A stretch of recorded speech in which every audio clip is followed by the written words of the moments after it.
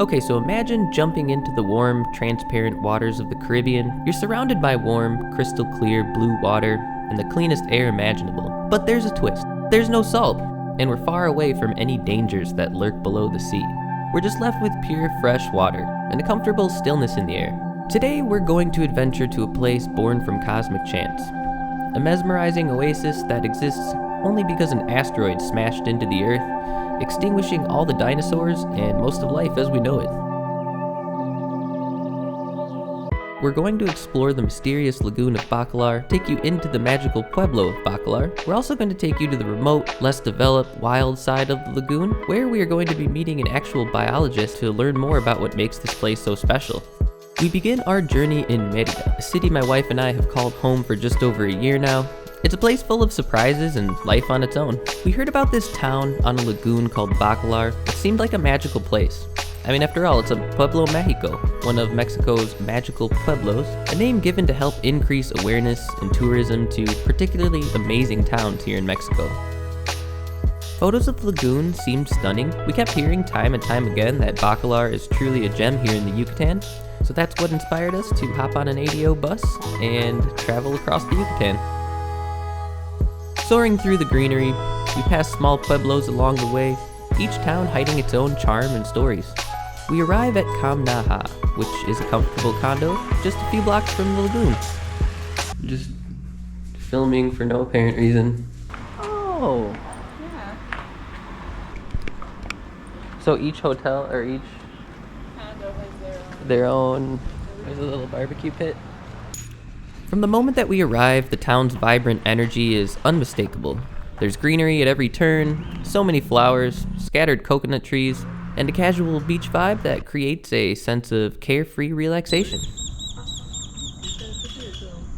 Something interesting that hit me is that I don't notice the same salty ocean air smell that I would find visiting other beaches in the Yucatan. Because the thing is we're not actually on a beach.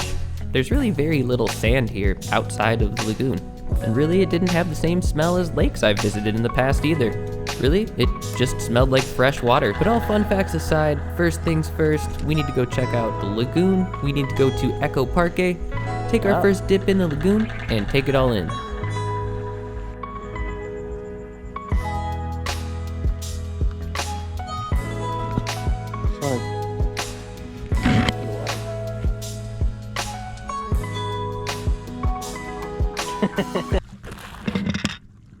Oh, we almost lost the garage door opener.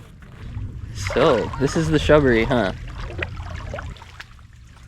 Ecoparque is an awesome place with a really big bridge that goes over the water in order to protect the environment. It's also a great place to swim and take photos. It's also right by the condo we were staying at, which is great since a lot of the lagoon in the city of Bacalar is only accessible through restaurants or resorts. The lagoon of Bacalar has been named Lago de Siete Colores, or the Lake of Seven Colors, for a reason. It's because of the many different shades of blue and green that can be seen in different parts of the lake. In fact, there are ever-changing shades in this lagoon since there are a lot of things that contribute to this phenomenon. Because of all this unique biology, it's important not to use chemical sunscreen, even in the blazing sun, because of the important bacteria that can be affected by the sunscreen. Yeah, I look like a robber. Yeah, big time. Full sun protection. Yeah. It's amazing, it's like there's no wind. It's so flat.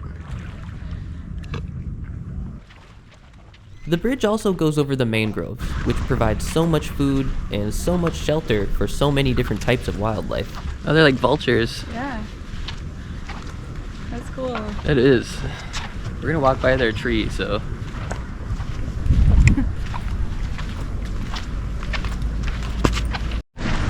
So it keeps going, huh? There's the, up there, see?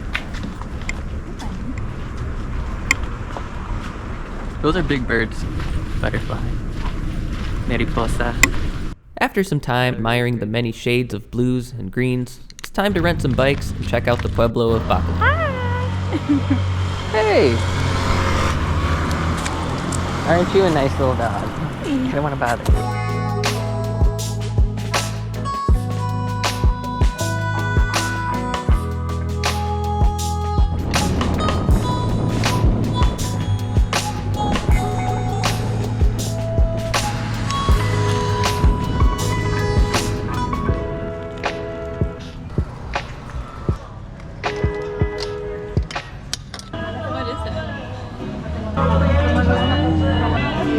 He doesn't want the French fry? Did you get enough good stuff?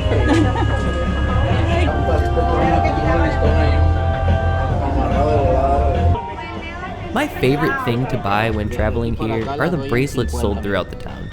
I like to buy one whenever I see one because they're high quality, a great price, and they're made with real stones. Like this one I purchased from a vendor in the plaza. It's made from obsidian and turquoise. The main plaza of the Pueblo of Bacalar is lively, charming, with occasional festivities popping up. There's also a fort here, and it has to do with pirates, which were pirates in the waters of the Caribbean. Even though this is a freshwater lagoon, it connects to the ocean, so British pirates would spend a really long time building boats in order to navigate the lagoon and get their payday.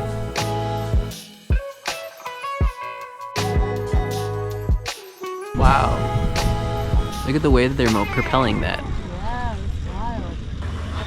Like, how do you train for that? Follow instructions very closely. Yeah. This is known as La Danza de los Voladores. Wait, is it On the okay that we're surface, sitting as you here, can like, see, really there are 4 dudes spinning around on a pole, which is thrilling in and of itself, but there's way more to it. This is a popular ritual performed throughout indigenous communities here in Mexico that reflect their deep connection with nature, the cosmos, and the spiritual world.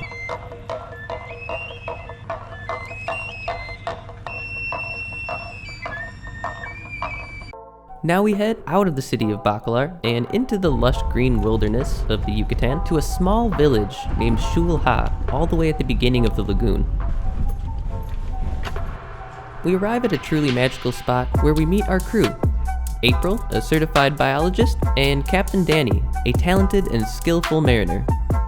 We shove off into the wind, excited to see the lagoon up close and personal. We didn't realize just how up close and personal we would be getting with the lagoon. This is our Laguna. It has like a blue dragon shape. That's fun. Let me tell you that this Laguna for sure is super beautiful, but also is so special for many reasons. In Merida, of course, you notice that all the water is under the ground. There's no rivers, no lakes. Right. There's cenotes everywhere. That's interesting. Yeah. But not outside or on the surface. Inside, we have the second place around the world with inundated caves connected each other. It's a lot of water, a lot of caves, but on the surface, this is the one. Wow. And also around us, there's a lot of little springs. That was the grass was wet.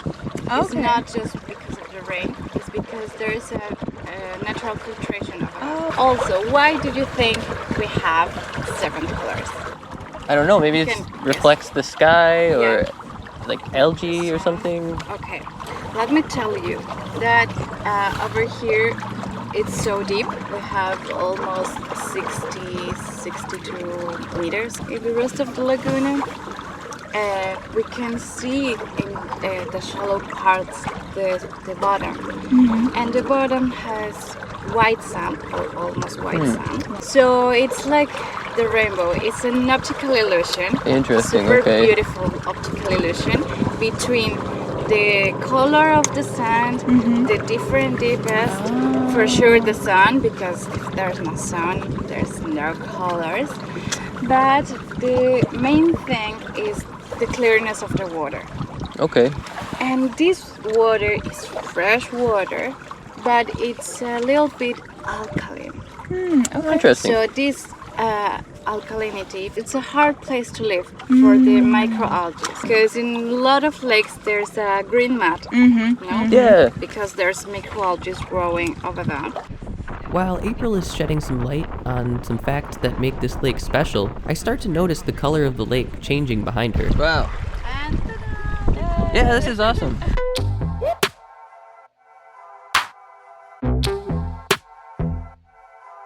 It's gorgeous. Oh wow. Deep in the heart of the lagoon, we stop for our first swim, where April tells us we need to become the alligators. Okay, okay.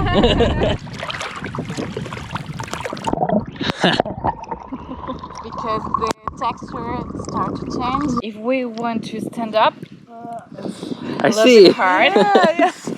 maybe our legs get stuck. Yeah. Because there's a lot of, maybe 1 meter or more, accumulation of organic material. What makes mangroves fascinating and so crucial for our environment is that they have been known to store up to 10 times more carbon than forests, which is why it's so important to protect these natural earth filters. It's all to do with their amazing relationship with water. The carbon from the atmosphere gets trapped in the It starts leaves. to be like this, then darker, then like this, and then like this, and then like this. You can smell the sediment. It's like super full of sulfur. Up ahead, we'll be accessing some places of the lagoon where we're not able to swim or step foot on, and that's because of invisible creatures that are doing all of the work while the mangroves are getting all of the credit. Even though we can't see these creatures, we know they're here because we can see the structures that they leave behind.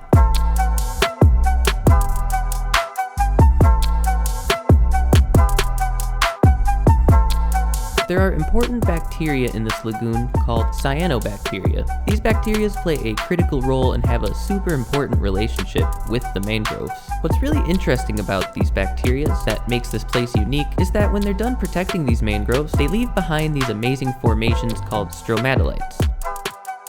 This was my first trip on any kind of sailboat or anything like it, and what I found truly amazing is that you're gliding across the water, but there's no sound from an engine, so you can truly hear everything and take everything in. And the whole time we're sailing around, enjoying the scenery, April had a surprise for us planned the whole time. And now we can plant our mangroves. And also look at all the branches. Where would I like to be?